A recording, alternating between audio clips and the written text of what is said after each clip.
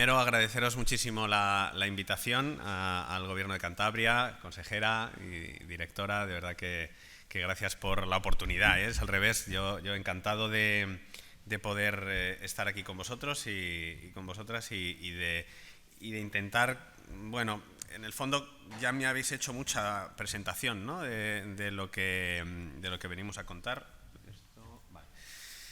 Pero así que casi, aunque tengo una presentación que hace un poco de visión general, pero voy a tratar de focalizar en aquellas cosas que me parece que pueden todavía generar dudas o que es lógico que todavía, porque a veces es muy difícil contar las cosas en un BOE y muchas veces es más importante lo que no está escrito que lo que está escrito, ¿no? Y como lo que está escrito ya está, y eso lo puede uno leer, evidentemente tocaremos algunas cosas, pero voy a pararme más en aquello que puede ser interpretable o en aquello que es intencionadamente nuevo o novedoso por parte de este contexto que nos estamos encontrando, ¿no? Como digo ya en las presentaciones, os agradezco muchísimo todas las presentaciones que habéis hecho, la verdad, que han sido además muy prácticas, muy complementarias y bueno, me hacen más fácil el camino ahora, ¿no?, para no empezar. Y me imagino que me estoy dirigiendo además a un público bastante variado, con lo cual esto está bien, porque en el fondo lo importante, como decíais antes en alguna intervención, es que el ciudadano tiene que entender la oportunidad que tiene, pero no tiene que comprender el detalle de lo que tiene que hacer, ¿no? Porque es imposible. O sea, es decir, no le podemos pedir, y yo creo que uno de los grandes errores que seguramente hemos cometido llevamos ya hablando de rehabilitación y además hablando de ahorro energético y de rehabilitación en términos energéticos, etcétera, mezclando un poco todo esto. Llevamos hablando de esto más de una década, ¿no?, y que además con intensidad. Es decir, lo que pasa es que hablábamos de esto en los foros, digamos, como más comprometidos con todos estos temas, en los foros más profesionales o más académicos incluso a veces, y esto no hemos conseguido que cale en el ciudadano y nos encontramos ante una situación en la que sí que es verdad que creo que tenemos un momento en el que las administraciones están preparadas y entienden cuál es el reto y entienden cómo abordarlo. Creo que el sector empresarial y profesional también lo entiende perfectamente y lo tiene absolutamente asumido en su ADN ya, es decir, cualquier empresa constructora, promotora de servicios energéticos, etcétera, etcétera, tiene claro que la eficiencia energética es un input del que ya no puede prescindir, ¿no? E incluso es algo bueno, que ya ha incorporado dentro de su saber hacer, ¿no? Pero sin embargo el ciudadano todavía no, y el ciudadano todavía ve esto de la eficiencia energética como algo que no va con ellos, ¿no? y por lo que no tiene ningún interés. Tiene interés en poner el ascensor, tiene interés en que su casa esté más bonita, tiene interés en que no tenga patologías y no le puedan llamar la atención desde el informe de evaluación del edificio y el ayuntamiento, etcétera, ¿no? Pero no tiene la percepción de que la eficiencia energética le vaya a afectar en su vida de una manera sustancial, ¿no? Y lo cierto es que sí afecta. Y afecta desde muchos puntos de vista, no solamente desde un punto de vista económico, por supuesto obviando el medioambiental o el que queramos considerar como más de ontológico, si queréis, ¿no?, y de cuidado de nuestro planeta y de medio ambiente, pero afecta económicamente y afecta en su confort y en su calidad de vida. Y yo creo que esto es algo que desde las administraciones y desde los sectores profesionales o empresariales, sobre todo, tenemos que tener mucho cuidado de no escatimárselo al ciudadano. Es decir, lo que no podemos permitirnos justamente como país y como poderes públicos, por supuesto, pero yo creo que también como sector no podemos permitirnos que se haga ninguna rehabilitación, que se haga ninguna reforma que no tenga en cuenta el criterio energético. De manera que yo creo que esto es una primera cuestión que yo creo que ya, como digo, profesionalmente se ha ido asumiendo, aunque yo creo que nos falta un poquito de recorrido, pero que de la misma manera que no podemos plantear un proyecto arquitectónico o una reforma sin hablar de accesibilidad, y nadie lo puede plantear ya, independientemente de la normativa, nadie lo debería plantear ya tampoco sin hablar de energía o de lo que supone la energía o incluso las emisiones o la contaminación. Pero esto se lo tenemos que dar hecho al ciudadano, es decir, al ciudadano no tiene por qué saber qué supone la eficiencia energética, no tiene por qué saber cómo conseguirla ni qué capacidad de mejora tiene su edificio, y esto se lo tenemos que dar hecho. Y eso es el gran salto cualitativo que tenemos que conseguir ahora, ¿no? Y la gran oportunidad que tenemos, porque seguramente en la estrategia de rehabilitación energética de edificios y en el Plan Nacional Integrado de Energía y Clima que llevamos arrastrando ya desde hace unos años y que, no sé si sabéis, pero la estrategia de rehabilitación energética de edificios que presenta España a la Comisión Europea desde 2014, presentado 2014, 2017, 2020, las diferentes actualizaciones, ha tenido la máxima puntuación de todos los países de la Comisión, la máxima de todos los países. ¿Qué ocurre? Que no hemos sido capaces de implementarla.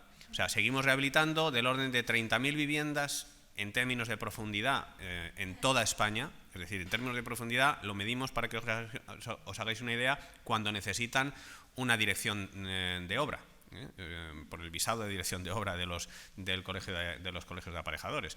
Ese es el grado de profundidad que tenemos, son 30.000. Ni siquiera esas 30.000 todas se hacen con criterios energéticos.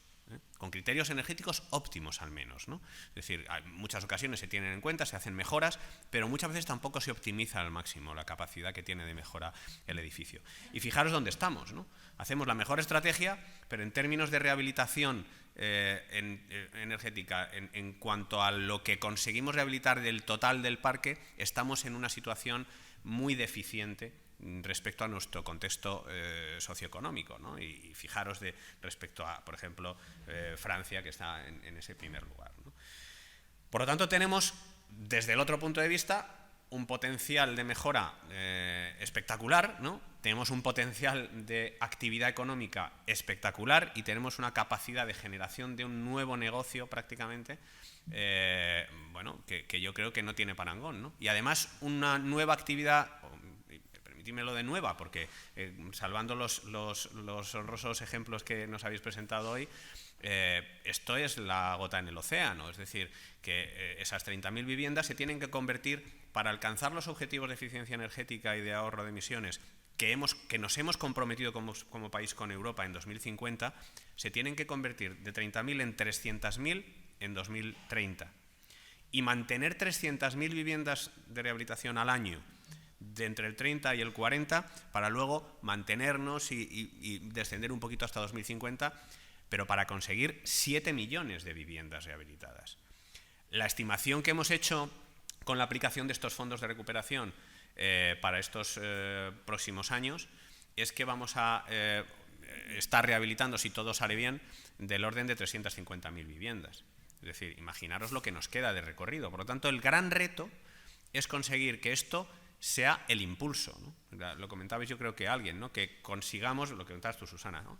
Que consigamos que esto se convierta en un mecanismo estructural que no solamente consiga transformar el parque residencial español, que tiene graves deficiencias, sino que además consiga generar una actividad económica que es anticíclica, porque a diferencia de toda la actividad económica ligada con el sector inmobiliario y específicamente residencial, pues ya habéis visto las consecuencias que tiene cuando la economía viene mal dada, ¿no? y los batacazos que se ha pegado en estos últimos años, ¿no?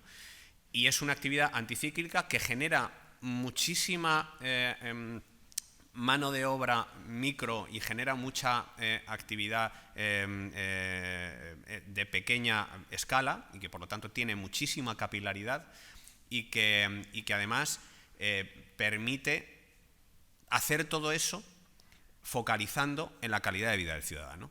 Es decir, que el ciudadano es el que al final va a salir ganando con esto, ¿no? O sea, fundamentalmente, ¿no? Independientemente, insisto, de las estrategias energéticas de país, de que tengamos un lío con nuestro modelo energético que todos hemos sufrido o estamos sufriendo en estos últimos meses, pero del que tampoco éramos muy conscientes hasta hace 4 días, ¿no? Y sin embargo, eso lo podemos subsanar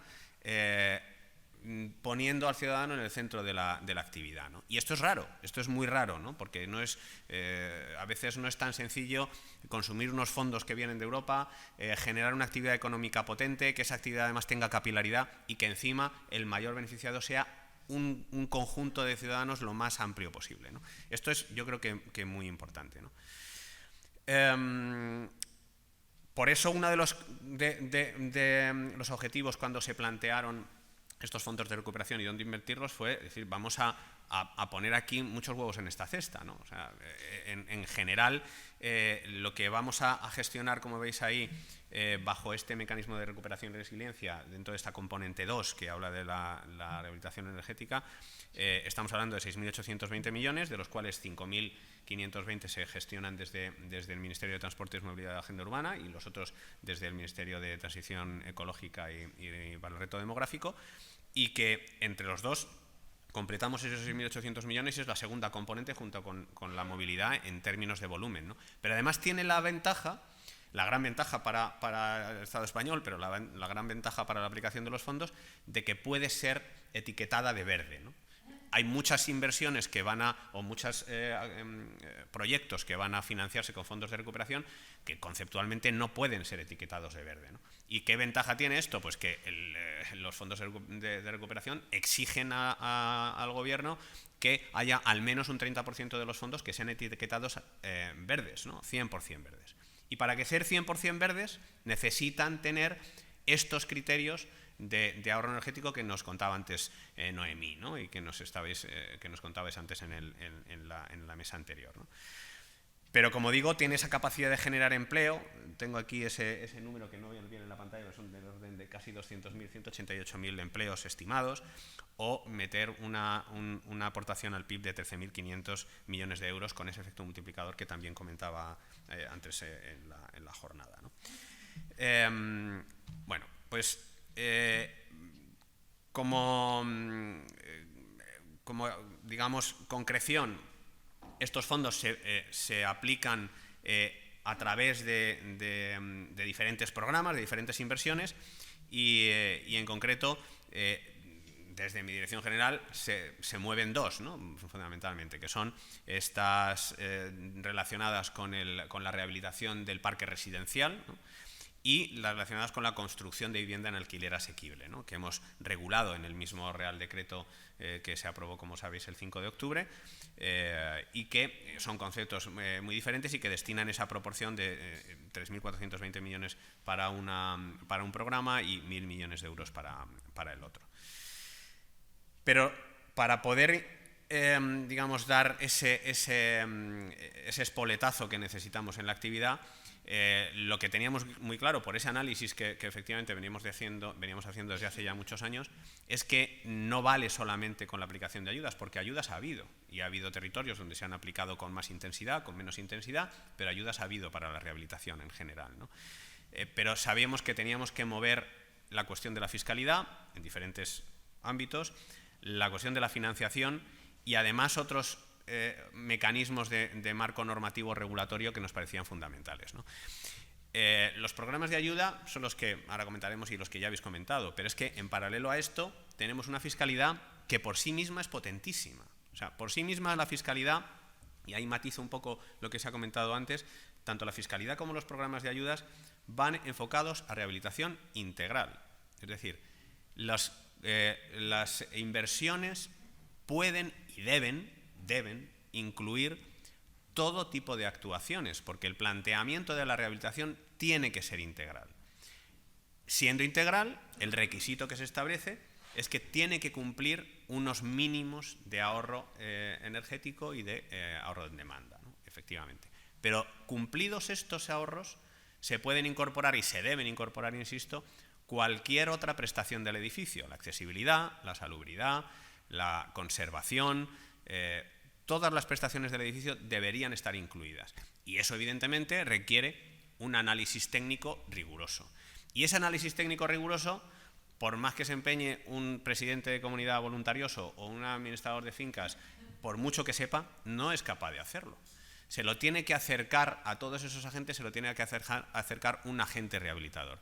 Que un agente rehabilitador no tiene por qué ser necesariamente un técnico, pero sí puede ser alguien que se rodee de un técnico y que se rodee de una empresa constructora y que se rodee de un financiador y que se rodee de un gestor que le hace esa tramitación de ayudas y que ofrece un llave en mano a la comunidad de propietarios para adaptarse exactamente a la necesidad de esa comunidad de propietarios. Yo creo que esto es el gran secreto de este momento. Es decir, si no movilizamos número suficiente e incluso perfiles diferentes de agentes rehabilitadores, si no generamos este nuevo agente económico, dudo mucho que consigamos los objetivos. Lo dudo muchísimo. La comunidad de propietarios no va a aproximarse no va a interesarse ahora, de repente, mágicamente, a diferencia de los últimos 10 años, no se va a aproximar por sí misma de manera proactiva a la solicitud de las ayudas ni al planteamiento, porque no sabe qué es lo que va a conseguir. Una comunidad de propietarios, de entrada, no sabe si va a conseguir un ahorro del 30%, del 20%, del 50%, ni cuánto le va a costar. Y no puede saberlo, es imposible que lo sepa. De manera que alguien tiene que trasladárselo. Para trasladárselo, uno de los elementos, yendo un poco desordenado, es que estamos subvencionando y que además pretendemos que la subvención llegue al 100%, es decir, que es un coste que hemos acordado con el Colegio tanto de Arquitectos como de Arquitectos Técnicos, de lo que supone su subvención, ese documento técnico del libro del edificio existente. Todos sabréis que hay un libro de edificio que se exige cuando hay una obra nueva de un edificio de vivienda, se exige un libro de edificio donde está documentado el edificio, donde se dicen un poco las normas básicas de conservación, de mantenimiento, etcétera. Pero el libro del edificio existente lo que pretende es focalizarse mucho, además de a esa situación actual del edificio, a cuál es su potencial de mejora. Y potencial de mejora, insisto, en todas sus prestaciones, no solamente desde el punto de vista energético, pero también desde el punto de vista energético. De manera que la comunidad de propietarios, sin hacer ningún coste y sin hacer ninguna gestión, pueda disponer, porque un tercero se lo ofrece, pueda disponer de un libro del edificio existente de manera gratuita y de manera directa. Esto no hace que la comunidad de propietarios esté obligada para acceder a una ayuda para rehabilitar el edificio tenga que pasar por el libro del edificio existente, es decir, no es una necesidad, pero sí es un elemento, es una herramienta que se le da a ambas partes, al agente rehabilitador y a la comunidad de propietarios, para que puedan tener esa visión tan importante para la toma de decisiones. No podemos ser tan ilusos de pensar que una comunidad de propietarios va a decidir rehabilitar si no sabe dónde va a llegar ni cuánto le va a costar. Y ese trabajo de dónde va a llegar y cuánto le va a costar, para un gestor tiene un desgaste y un coste, ¿no? Por lo tanto, es una herramienta que, insisto, sirve a las dos partes o a todas las partes implicadas para saber dónde están y cuál es su potencial. A partir de ahí, o para el convencido no hablamos, ¿no? Pero a partir de ahí se pueden seguir dando pasos, ¿no? Se puede obtener una subvención también para el proyecto de manera independiente a la ejecución de la obra. Es decir, evidentemente, si nosotros vamos a la subvención de la obra, ahí vamos a poder obtener el máximo de subvención sobre todos los costes incluidos. Costes de gestión, costes de proyectos, costes de financiación. Es decir, sobre todos los costes de la obra se puede obtener la máxima subvención si vas directamente a pedir la ayuda para hacer la obra del edificio, ¿no? Pero si todavía no tienes la decisión tomada, puedes ir por pasos, puedes hacer el libro de edificio existente, puedes hacer el proyecto, puedes subvencionarte para el proyecto, que luego decides hacer la obra, pues puedes analizar por qué caminos te sale mejor la subvención. Si tú juntas todos los costes y te sale mejor todo meterlo en el programa del edificio, lo metes todo ahí, descuentas si has tenido alguna subvención anterior, la descuentas y lo metes todo en el edificio. Que resulta que con la subvención del edificio ya has llegado al máximo y todavía tienes esos costes ya subvencionados del libro del edificio del proyecto por otro programa, pues los dejas ahí. Hemos tratado de hacer un diseño lo más flexible posible para que sea el esquema óptimo para cada comunidad de propietarios y para cada caso, ¿no? Pero había otras circunstancias que eran barreras importantes. Una de ellas era la fiscalidad, ¿no? La fiscalidad tiene la enorme ventaja, tiene dos vertientes. las deducciones fiscales y la tributación de las ayudas. Las deducciones fiscales tienen la enorme ventaja de la simplificación en la gestión, es decir, y la universalidad. Es decir, todo aquel que tenga cantidades retenidas, porque sea trabajador por cuenta ajena y tenga cantidades retenidas, es posible que se deduzca, ¿no? Bueno, nosotros hemos hecho una deducción fiscal que, como habréis visto, se puede repercutir en 4 años, es decir, que puedes deducirte, si no has tenido retenciones suficientes un año, te puedes deducir hasta 4 años, y además con unos límites anuales, y esto sobre las cantidades sobre las que no hayas recibido ayudas. Pero es que ya solamente con esto tienes sobre 15.000 euros, tienes un 60%, hasta un 60% de deducción fiscal. Y eso partiendo del mínimo de ahorro energético que se pide, que es ese 30% que comentaban antes en las exposiciones, ¿no? De manera que ahí ya hay una base que es una ayuda directa para todas aquellas comunidades de propietarios en las que, digamos, la mayoría de los propietarios tengan, o todos los propietarios, tengan rentas del trabajo y, por lo tanto, sean capaces de deducirse.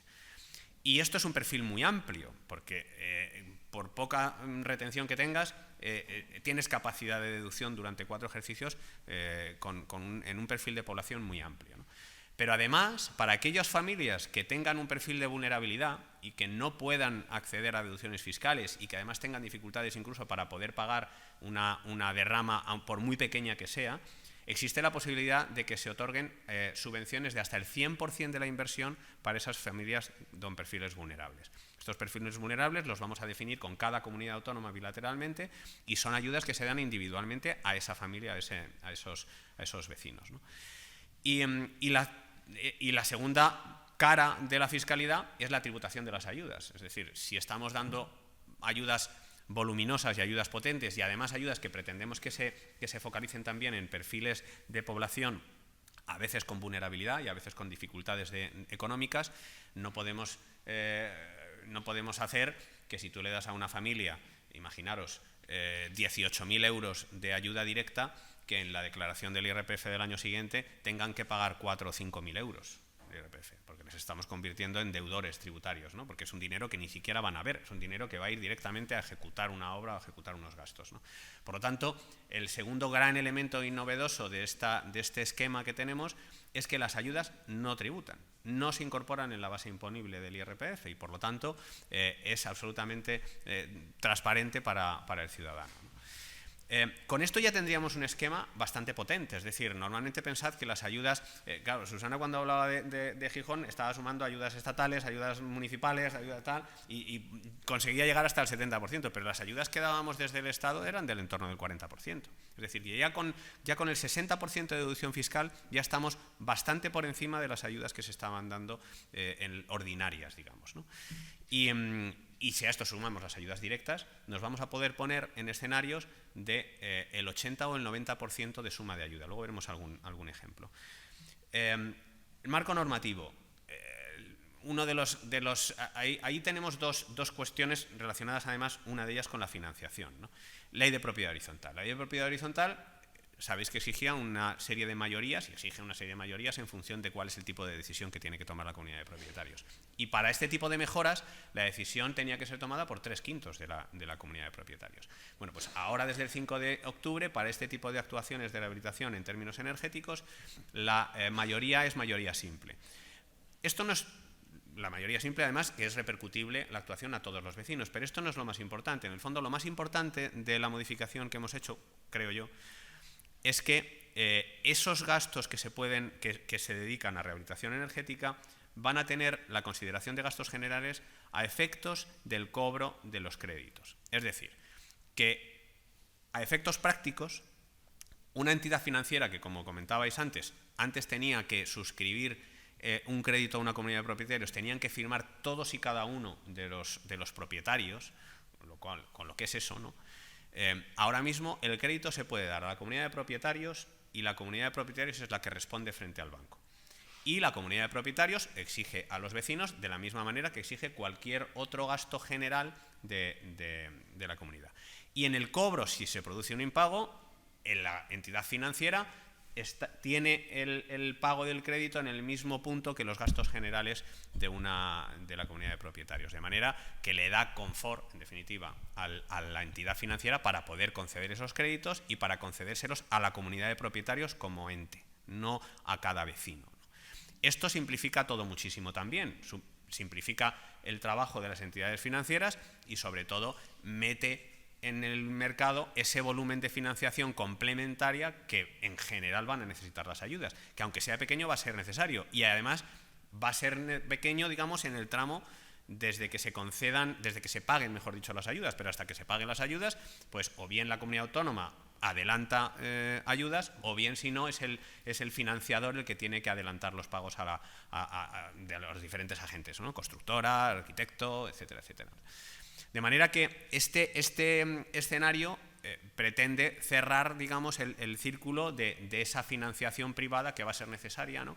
Y que muchas veces va a generar también efecto multiplicador, ¿no? Porque, bueno, todos sabemos que al menos aquellas comunidades de propietarios que tengan una cierta solvencia aprovecharán estas ayudas para hacer cosas incluso por encima del nivel de ayudas mínimo o de la inversión subvencionable mínima, ¿no? Es decir, que, oye, ya que estamos en estas, realmente este es el momento de renovar nuestros edificios y este es el mensaje fundamental que hay que lanzar.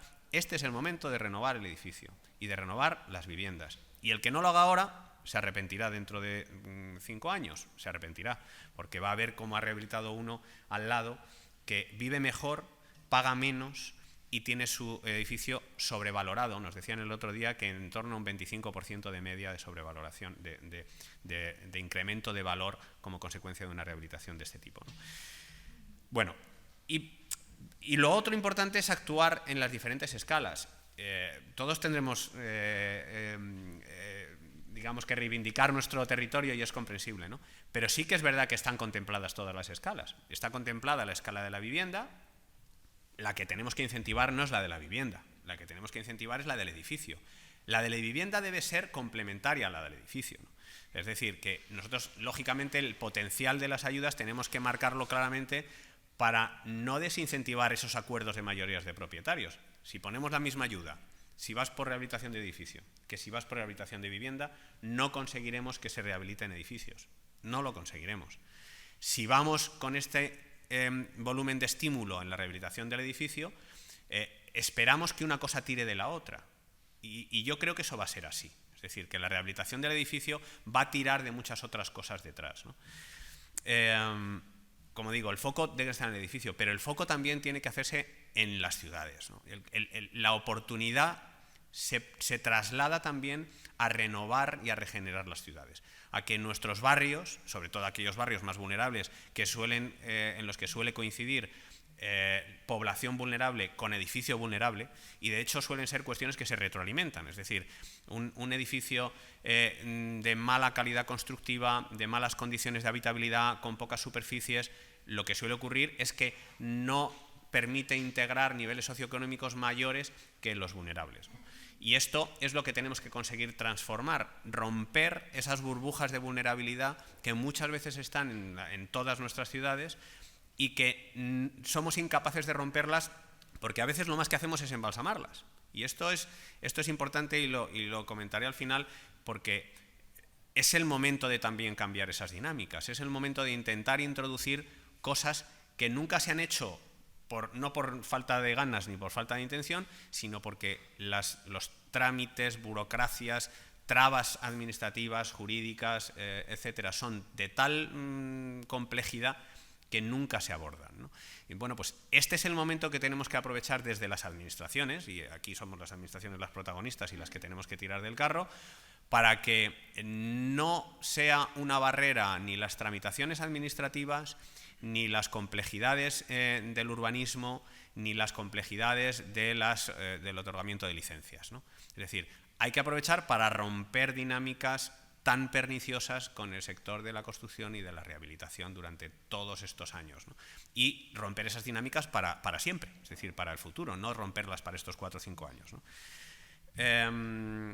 Bueno, conocéis todos más o menos ya que hay 6 programas en este Real Decreto encauzan las ayudas, las rehabilitaciones a nivel de barrio, oficinas de rehabilitación, ya se ha comentado un poco, las oficinas de rehabilitación pretendemos que se ajusten mucho a por un lado, a la capacidad, a la inercia y a la casuística de cada comunidad autónoma. Es decir, que cada comunidad autónoma va, y en función también de su configuración, de su tamaño, de cómo sean sus ciudades, sus núcleos, etcétera, va a hacer oficinas de rehabilitación concertadas con colegios profesionales, las va a hacer con su empresa pública de vivienda, las va a hacer licitándolas para que un privado sea el que se posicione en un barrio con una oficina de rehabilitación. Puede hacer el modelo que quiera y simplemente lo tenemos que acordar entre nosotros y ponerlo en marcha. Actuaciones a nivel de edificio, que son las genéricas de las que hablábamos ahora, ¿no? Actuaciones de mejora a nivel de vivienda. Es muy importante que lo que nosotros hemos concebido aquí es que sean complementarias y nunca disuasorias de las de nivel de edificio. Es decir, exigimos un ahorro en demanda y en consumo que tiene que poder ser complementario de la del edificio. Hay muchas ocasiones en las que, aunque una comunidad de propietarios se pone de acuerdo para rehabilitar un edificio, no se pone de acuerdo para cambiar todas las ventanas que no están cambiadas del edificio. Es decir, si uno lo ha cambiado hace 3 días y otro lo ha cambiado hace 20 años, pues a lo mejor no se ponen de acuerdo en cambiar esas ventanas, ¿no? Entonces, complementariamente a esa actuación de edificio, puede decidir la comunidad de propietarios, no entramos y esto que se lo haga cada uno. Bueno, pues si se lo hace cada uno, saldrá peor en subvención, ¿eh? Si lo incorporamos en la global, en términos de todo es mejor, es decir, en términos de estética del edificio, de ciudad, etcétera, es mejor que la sustitución de ventanas sea lo más homogénea posible, ¿no? Pero si esto es imposible, pues vamos a meter esta ayuda complementaria, como digo, adicional, ¿no? Esta línea que, insisto, lo que pretende es tener ese carácter estimulante para la comunidad de propietarios y para que la decisión no sea binaria, no sea solamente rehabilito o no rehabilito, pido la ayuda para hacer la obra o no pido nada, sino que haya ese elemento intermedio para aquellas comunidades de propietarios que no lo tengan claro y puedan empezar con el libro de edificio existente, de ahí pasar si quieren al proyecto y de ahí pasar si quieren a la obra.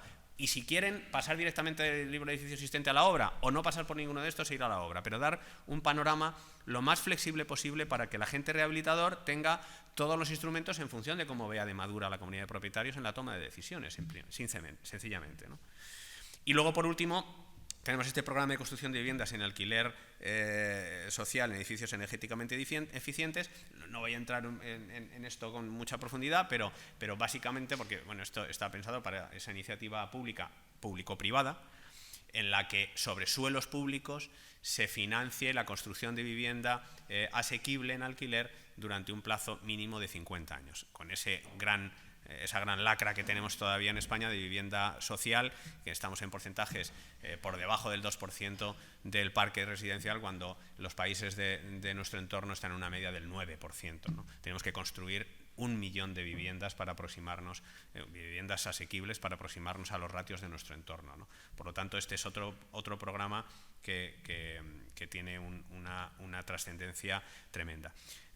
Sin entrar aquí en mucho detalle ya, voy a pasar, esto es el programa, digamos, de barrios que como veis, el único comentario es que tienen unas ayudas un poco superiores que las ayudas de edificio. Digo las ayudas porque se descomponen en más conceptos primero, pero también a nivel de edificio tienen una ayuda un poco superior a la que tienen los edificios del programa ordinario. ¿Por qué? Porque están pensadas para focalizarse en edificaciones que tienen una peor calidad constructiva y por lo tanto necesitan una mayor inversión. Es decir, están pensadas para que entre las 3 administraciones, pero sobre todo aquí lideradas por las administraciones locales, no lo olvidemos, esto es fundamental que los ayuntamientos sean quienes lideren estos entornos de barrio, se identifiquen aquellos entornos que tienen mayor capacidad de mejora por sus circunstancias constructivas o socioeconómicas o las dos cosas juntas, ¿no? De manera que la ayuda la hemos incrementado un poco a nivel de edificio. Además, hemos incorporado en este mismo programa la posibilidad de financiar las oficinas de rehabilitación de estos barrios, oficinas específicas para acompañar la rehabilitación de estos barrios, que son fundamentales. Y además permitimos que haya un porcentaje sobre la inversión total del 15% que se pueda aplicar sobre espacio público. ¿Que eso significa que solamente se puede actuar con un 15% sobre...? No, se puede actuar con lo que se quiera, porque para eso estamos todas las administraciones, para complementar, ¿no? Es decir, si un barrio necesita más, pues bueno, aquí tiene un 15%, si necesita un 25%, pues el ayuntamiento, la comunidad autónoma intentarán poner el resto que falte, ¿no?, para mejorar ese entorno. Pero tratar de encuadrarlo aquí, lo comentáis también al principio, dentro de esa nueva Bauhaus y de esa agenda urbana española, y dentro de nuestra calidad de vida también está la calidad de los espacios públicos y de la calidad de nuestras ciudades, ¿no?, como todos sabéis, ¿no?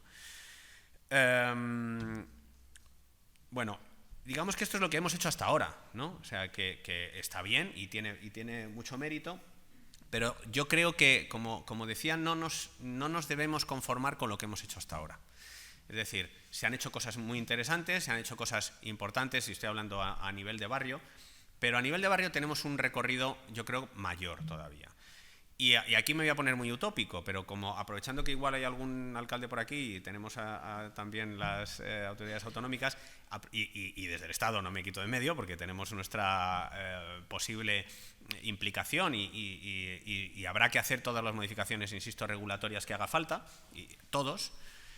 Hay que tratar de salvar aquellas barreras que limitan las posibilidades de mejora de un barrio. Y muchas veces la barrera que limita la posibilidad de mejora de un barrio es la propia configuración de esos edificios y de esas viviendas, que no tienen, entre comillas, oxígeno. Es decir, que en 32 metros cuadrados están viviendo 6 personas, ¿no?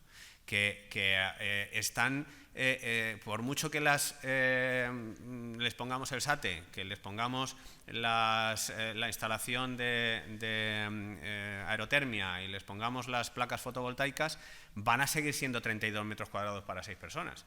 Entonces, seamos valientes aquí. Este también es tiempo de valientes. Hay que dar pasos para que el urbanismo, de verdad, por una vez en España, sirva para empoderar a la gente que vive en las ciudades, para empoderar a la gente que además vive en estos barrios más vulnerables, que es la gente más vulnerable, ¿no? Entonces, que nadie pierda la oportunidad de poner en marcha la renovación de un barrio sin darle el mayor potencial que pueda a los ciudadanos que viven en ese barrio, ¿no? Y yo por eso me atrevo a poner ejemplos como este, que todavía son proyectos de Francia, de los últimos premios Pritzker de Lacaton y Basal, donde en un barrio, como veis aquí, pues que es perfectamente trasladable a cualquier ciudad o a cualquier pueblo de España, de buscar fórmulas que no solamente amplíen la edificabilidad de las viviendas y amplíen la habitabilidad de las viviendas, sino que incluso, oye, ¿por qué no incorporen edificabilidades adicionales que sirvan para financiar la rehabilitación, ¿no? Es decir, perdón, que se me ha ido. Que sirven para financiar la rehabilitación. Es decir, ¿por qué no idear fórmulas de colaboración público-privada en la que la materialización de esas nuevas edificabilidades sirvan para que quien las materializa financie parte de las obras de rehabilitación, ¿no? Esto implica lo que todos tendréis en la cabeza: modificaciones urbanísticas, el gran anatema, ¿no? O sea, bueno, pues yo creo que esto es lo que hay que empezar yo me conformo con que salga uno. O sea, en toda España, con que haya alguien que se lance a hacer una modificación urbanística en la que incremente edificabilidad para financiar las obras, o sencillamente para mejorar la vida de los ciudadanos. Es decir, no hace falta incluso que sea para financiarla, o sea, sino para que las viviendas realmente sean mejores, ¿no? Y que nadie haga una actuación de rehabilitación en un entorno en un edificio como este sin poner ascensor, por favor, ¿no? Es decir, y a veces nos paramos en situaciones, hace poco me decía un ayuntamiento, a veces nos paramos en situaciones como de decir, hombre, pero es que si ponemos un ascensor, luego lo tienen que mantener los vecinos. Y es que, es que esos vecinos no tienen comunidad de propietarios. Y yo lo entiendo perfectamente, y la gestión es muchísimo más compleja. Pero no podemos quedarnos en esas verdades, que son verdades, para dejar de solucionar la vida al del segundo, ¿no? O sea, que a lo mejor tiene 85 años y ya no puede bajar de su piso, ¿no? Entonces, no nos podemos quedar ahí, no podemos dejar de actuar, igual que no podemos dejar de actuar en ningún edificio sin tener en cuenta la eficiencia energética, no podemos dejar de actuar en un barrio sin tener en cuenta que tenemos que hacer todo lo posible porque la gente de ese barrio vulnerable mejore su calidad de vida, ¿no? Hay muchos modelos estudiados, ¿no? Remontas, ¿no? O sea, a veces es ensanchar, ¿no? A veces es por arriba. Es decir, hay que buscar fórmulas que permitan que las propias... A mí una cosa que me gusta mucho del término rehabilitar, bueno, en realidad no es del término rehabilitar, es del término habilitar, ¿no? Que dice el diccionario, algo así como que es darle algo a alguien la capacidad de valerse por sí mismo, ¿no? Y muchas veces rehabilitar un edificio hay que darle una capacidad de valerse por sí mismo, a veces en términos energéticos, el autoconsumo, ¿no? que decíamos tantas veces, y a veces el término de renovarse, darle la capacidad de renovarse, ¿no? Y darle la capacidad de renovarse a veces puede pasar por este tipo de cosas, ¿no? Por este tipo de remontas o por este tipo de actuaciones, ¿no? Bueno, no me voy a parar en las oficinas de rehabilitación que tienen una posibilidad de una cuantía máxima que le damos a la comunidad autónoma de 800 euros por vivienda rehabilitada, es decir, es a éxito. Y esto yo sé que genera inquietud en las comunidades autónomas en que tienes que implementar la oficina de rehabilitación porque no saben muy bien cómo va a pasar, qué va a pasar, pero también es cierto que tenemos que tener cuidado con no meter los fondos en un agujero negro de gestión y que no se transforme de verdad en ejecución, ¿no? Entonces, por eso esto lo tenemos que limitar, ¿no? Hecho esta bolsa, cada comunidad autónoma, como digo, lo puede gestionar como quiera y puede habilitar y puede repartir incluso ese dinero como quiera, ¿no? Hay absoluta libertad. Y a nivel de edificio, como decíamos antes, podemos llegar hasta esos 18.800 euros de ayuda máxima y hasta ese porcentaje del 80% para cuando el ahorro energético sea mayor del 60%. ¿Qué supone esto? Evidentemente supone muchas cosas, ¿no? Lo explicaba antes Noemí con el ejemplo o Susana, y supone hacer muchas cosas, pero claro, es que, ahora lo veremos, merece la pena, ¿no? Bueno, ejemplos ya habéis puesto varios, pero vuelvo otra vez al mismo a nivel de edificio, ¿no? O sea, no es lo mismo rehabilitar este edificio y dejarlo configurado como está que convertirlo en esto otro, ¿no? Donde, bueno, aquí no he traído el espacio exterior, ¿no? Pero donde le estamos dando esos metros cuadrados adicionales que le da la vida. O sea, si esta es la foto original, esta es la foto como consecuencia, veis ahí el espacio adicional que son todas estas galerías, ¿no? que veis aquí, y que al final pues, la transformación de la vivienda es absoluta, ¿no? No es solamente energética, es en términos, como digo, de calidad de vida esencial, ¿no? Y a nivel de vivienda, evidentemente con esas limitaciones que hemos hablado, pero sumemos las ayudas directas con las deducciones fiscales otra vez, es decir, sumando las dos cosas volvemos a tener un volumen de inversión que no es nada desdeñable, evidentemente si lo configuramos desde la perspectiva digamos, de complemento a las que se hacen desde el edificio, ¿no? Pero no lo estamos planteando desde una perspectiva que tiene otras virtudes, ¿no? Como es también la de movilización de esos oficios, de economía sumergida, estoy completamente de acuerdo, ¿no? Y que hay herramientas que serían muy útiles, ¿no? Pero permitidme que ahora hemos tenido que focalizar en lo que es primordial, ¿no? O sea, yo tengo muy claro que si facilitamos mucho esa actuación micro, solo, por ahí se va todo, ¿no? Y dejaremos de intervenir de manera ambiciosa a nivel de edificio y conseguir, y sobre todo, conseguir los mejores ahorros que pueda obtener un ciudadano, que no son los que consigue a nivel de vivienda, son los que consigue a nivel de edificio. Y si además le suma los de vivienda, conseguirá más, pero el ahorro fundamental lo consigue a nivel de edificio, ¿no? Y luego lo que ya he comentado, el libro de edificio existente y los proyectos, ¿no? Y por último, este programa 6, que lo que hacemos es financiar, para que os quedéis con la cifra, hasta 50.000 euros por vivienda. Y pues esto no llega para nada, no.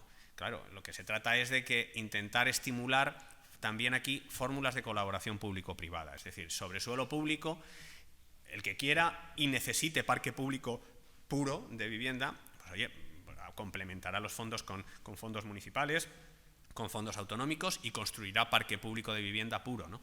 Pero aquel que quiera estimular o multiplicar los fondos y que tenga además una demanda que así lo permita, puede venir un inversor tercero que construya las viviendas sobre ese suelo público, las gestione durante un mínimo de 50 años en alquiler asequible, por supuesto, y luego esas viviendas terminan retornando a la administración. De manera que, bueno, pues es una fórmula que estamos trabajando muchas comunidades autónomas y desde el propio Estado a través de los suelos de SEPES, etcétera, y que pretendemos que den lugar a 50.000 viviendas en alquiler asequible dentro de estos próximos 5 años, ¿no? Lo cual es un salto. Daros cuenta que tenemos ahora mismo del orden de 290.000 viviendas públicas en España. 290.000, claro, 50.000 es un 20% aproximadamente de esas, más de un 15%, ¿no? de viviendas de las que están, ¿no? En 5 años, ¿no? Cuando hemos construido con ayudas públicas del orden de 6-7 millones de viviendas protegidas en los últimos 50-60 años, pues nos quedan públicas, nos quedan solo 290.000. Han cumplido otras funciones, ¿no? Han creado una clase propietaria, media, han cumplido unas funciones creo que muy buenas, ¿no? Pero nos hemos ido de un lado del péndulo al otro lado, ¿no? O sea, entonces necesitamos un parque público lo suficientemente dotado. No entro mucho más en esto, ya lo he comentado, las deducciones fiscales que también tienen ese doble tramo, o sea, el tramo solamente de aplicación a vivienda, es verdad que es ahora mismo solamente en 2022, bueno, ya veremos, ¿no? Porque es muy posible que esto vaya prorrogándose, pero la realidad es que tenemos que estimular, porque tenemos que consumir unos fondos, cumplir unos objetivos en 2023 y luego unos objetivos en 2026 y no nos la podemos jugar. Y los fondos tienen que tener un carácter, lo dice la propia Comisión, incentivador, ¿no? O sea, si ponemos una deducción fiscal que llegue ya directamente hasta 2026, la gente empezará a espabilarse en 2025. Y esto es así, nos pasa a todos, vamos. Esto no es nuevo, ¿no? La financiación del ICO, que va a financiar y además a establecer avales de hasta el 50% de la inversión con un límite máximo de 30.000 euros por vivienda, es decir, va a avalar 15.000 euros máximos de inversión por vivienda, lo cual termina también de engrasar un poco el mecanismo y el flujo financiero de todo el esquema y estas reformas normativas que acompañan, ¿no? que también un poco dan ese marco conceptual de ley por el derecho a la vivienda, de ley de la calidad de la arquitectura, en fin, que dan sobrevolando si queréis, pero que enmarcan un poco todo el esquema, ¿no? Y solo por entender ya en cuestiones muy concretas, ¿no? Ya hemos dicho que en función del ahorro, porcentaje, ¿no? de subvención. Pues si vamos a lo concreto, tenemos 3 tipologías de intervención. Una intervención básica, digamos media, básica es 30% de ahorro en consumo de energía primaria no renovable, como explicaba Noemí, media entre el 45 y el 60 y profunda más del 60. Cada una implica unas cosas que esto no lo toméis más que como un ejemplo, ¿no? Pero insisto, aquí no valen... a lo mejor dentro de 15 años podemos hacer mucho más sistemático esto. Ahora mismo tenemos que ir a estudiar cada caso, ¿eh? Pero lo importante es que si hacemos una rehabilitación básica, como veis ahí, en función de la estimación que podemos hacer de inversión, quedaros con lo de abajo. Al ciudadano, a cada propietario, le queda por pagar 2.880 euros. Cuidado, de 12.000, ¿eh? De 12.000 le quedarían por pagar, sumando ayudas directas y deducciones fiscales, 2.880 euros. Que es el 24%, es decir, ya partimos del 76%. Ya partimos, ¿no? Si la intervención es media, al ciudadano le quedan 2.240, es decir, un 14% de la inversión. Y si la inversión es profunda, al ciudadano le quedan 1.704 euros sobre 21.300. Es decir, evidentemente esto es un ejemplo abstracto, teórico y no es tipo, ¿no? O sea, hay que estudiar cada caso, insisto, pero no está alejado de la realidad. Es decir, y como decíais antes, si no llego a mi máximo subvencionable, pues mete cosas, ¿no? O sea, aprovecha para terminar de renovar de verdad el edificio, ¿no? Introduce todo lo que puedas hacer. Pero en definitiva, esta es la cuestión, ¿no? Es decir, que independientemente de dónde llegue yo en ahorro energético, el ciudadano no es que solamente vaya a pagar casi lo mismo, es que a lo mejor paga menos si soy más ambicioso en el ahorro energético. Por lo tanto, ¿qué tiene que trasladar el agente rehabilitador? Dice, tienes que ir a lo máximo que dé tu edificio en el clima en el que se inserte. Es decir, si tú puedes llegar de una forma racional en tu edificio a un 80% con el clima en el que estás, no te merece la pena quedarte en un 30%, porque tú como ciudadano vas a pagar lo mismo. Si puedes llegar a un 45, pues llegas a un 45, pero vas a pagar lo mismo, ¿no? Es decir, que la labor del agente rehabilitador, de ese que se tiene que aproximar a la comunidad de propietarios, tiene una componente técnica muy potente, o sea, tiene que ser capaz de hacer ese análisis óptimo para ofrecerle al ciudadano esa posibilidad máxima que dé su edificio. Ese es el objetivo del libro del edificio existente, hacer esa primera evaluación básica, pero ya de número grueso, de a dónde puede llegar y por cuánto, ¿no? Y yo creo que este es el principal mensaje también que tenemos que tener. Fijaros el volumen de inversión y el volumen de financiación privada que necesita Y aquí no estamos introduciendo la tercera componente, que son los ahorros energéticos, ¿no? En el momento que introduces los ahorros energéticos, muchas de estas inversiones te salen positivas, ¿no? Ya no, en ocasiones, como decían antes, pues porque puede haber una empresa de servicios energéticos que te lo asegure, pero en otras ocasiones se produce un proceso mucho más, bueno, o igual de potente, mucho más potente desde mi punto de vista, que son las comunidades energéticas, ¿no?